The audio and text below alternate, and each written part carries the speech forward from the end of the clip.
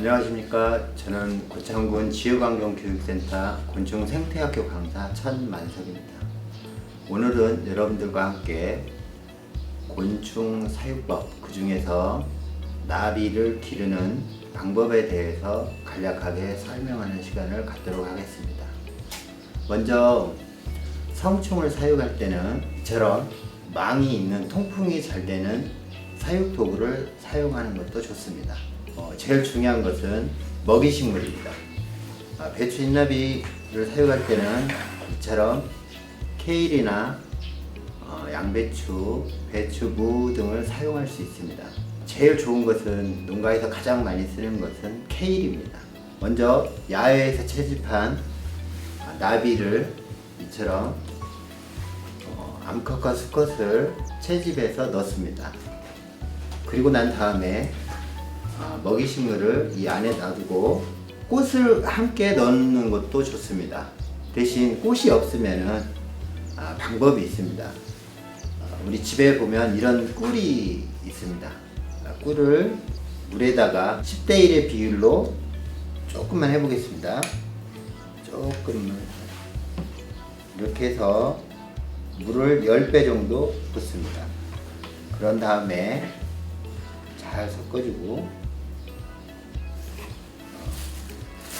이런 키친타올이나 거지 같은 것을 이렇게 적셔서 이렇게 넣어주면 나비들이 와서 이 꿀을 먹습니다. 그리고 너무 오랫동안 놔두면 곰팡이가 생기기 때문에 상태를 봐서 수시로 먹이를 교체해 줘야 됩니다. 그리고 이제 더 중요한 것은 낮에 나는 나비들은 햇볕이 필수적으로 필요합니다. 먹이식물에 어디 있는지 아니면 서로 짝짓기 할 때 암수를 서로 구분할 때도 햇빛이 쏘는 자외선이랑 그런 것들에 영향을 받습니다. 그래서 이렇게 세팅한 다음에 햇볕이 잘 드는 곳에 갖다 놓으시면 나비가 산란하는 것을 관찰할 수 있습니다. 그리고 산란이 끝나면 이처럼 잎 뒷면에 100개에서 200개까지 알을 낳는다고 제가 저번 시간에 말씀드렸을 것입니다. 이렇게 알을 낳으면 키우는 방법은 이 화분채 키울 수도 있습니다. 알이 산란한 이 화분을 그대로 놔두고 이 사육통에서 키울 수도 있고 아니면 따로 분리를 해서 키울 수도 있습니다. 보시면 우리가 흔하게 흔하게 보는 이런 커피를 먹거나 컵 같은 것도 활용을 해서 나비 애벌레를 사육할 수 있습니다. 보시면 바닥에는 애벌레는 습이 차면 바로 죽습니다. 습기에 아주 민감해요. 그래서 될 수 있으면 최대한 습기를 방지하는 게 필요합니다.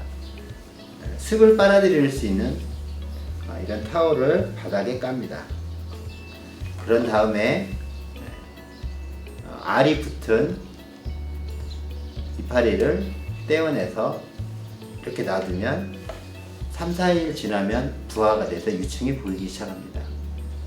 그렇게 해서 이 정도 이렇게 크기가 될 거예요.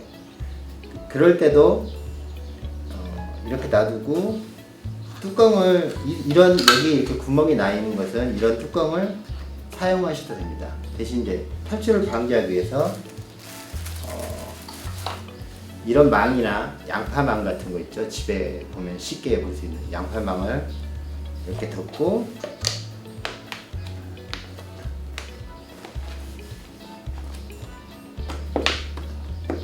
이런 식으로 놔두면 구멍이 크기 때문에 환기가 잘 됩니다.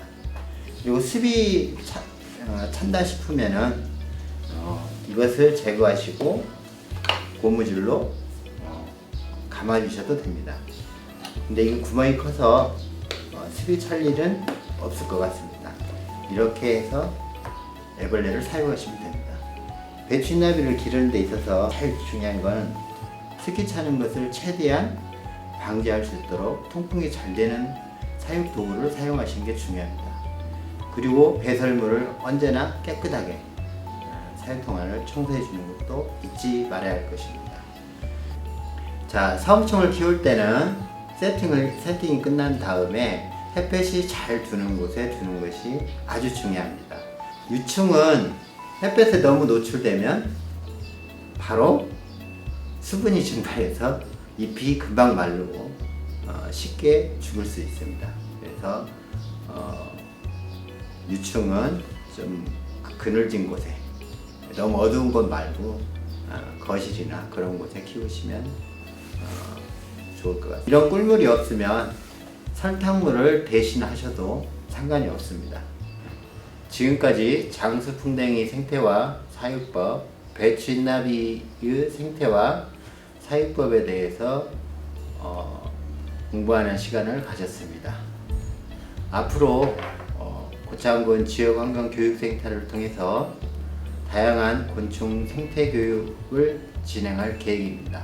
단순히 곤충을 배우는 게 아니고 곤충을 배우면서 우리 인간이 앞으로 어떻게 살아가야 될 것인지, 앞으로 우리는 미래에 무엇을 하고 살아야 될 것인지에 대해서 고민하는 시간이 되기를 희망합니다.